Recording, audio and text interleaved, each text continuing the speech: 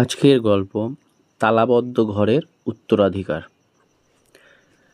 দাদুর মৃত্যুর পর আমাদের পুরো পরিবার একসাথে জমায়েত হলো পুরনো বাড়িতে। বাড়িটা বিক্রি হবে কিনা সেটা ঠিক করার জন্যই সবাই এসেছে একসাথে। কিন্তু বাড়িতে ঢুকেই কাকু বললেন, উপরের ডান দিকের ঘরটা কেউ খুলবে না, ওটা দাদুর শেষ ইচ্ছা। ঘরটা ছোটোবেলা থেকেই তালাবদ্ধ, আমরা কেউ কখনোই ভিতরে ঢুকিনি। রাতে খাওয়া দাওয়ার পর হঠাৎ বিদ্যুৎ চলে গেল, পুরো বাড়িটা অন্ধকার। ঠিক তখনই উপরে একটা আওয়াজ পেলাম, ধূপধাপ করে।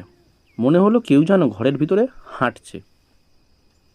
দিদি ফিসফিস করে বলল, ঘর তো বন্ধ, তাহলে? বাবা সাহস করে লণ্ঠন নিয়েই উপরে উঠলেন। আমিও পিছু নিলাম। দেখি তালাটা ঝুলছে ঠিকই, কিন্তু দরজাটা হাফ খোলা।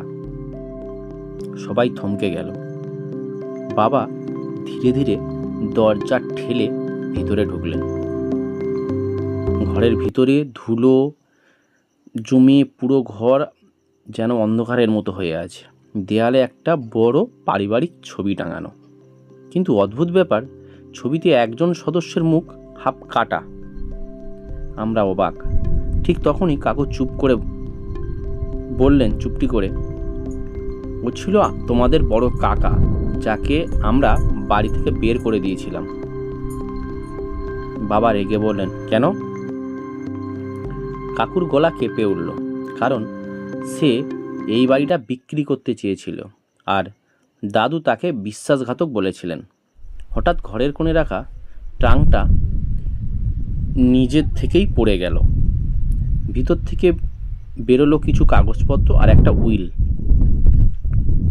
বাবা কাগজ পড়তে শুরু করলেন।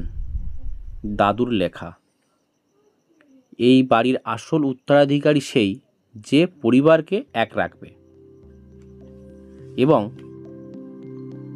যে বাড়ি বিক্রি করতে চাইবে সে এই বাড়ির অংশ পাবে না। সবাই একে অপরের দিকে তাকালো। কাকু মাথা নিচু করে বললেন, আমি এই বাড়িটা বিক্রি করার কথা তুলেছিলাম।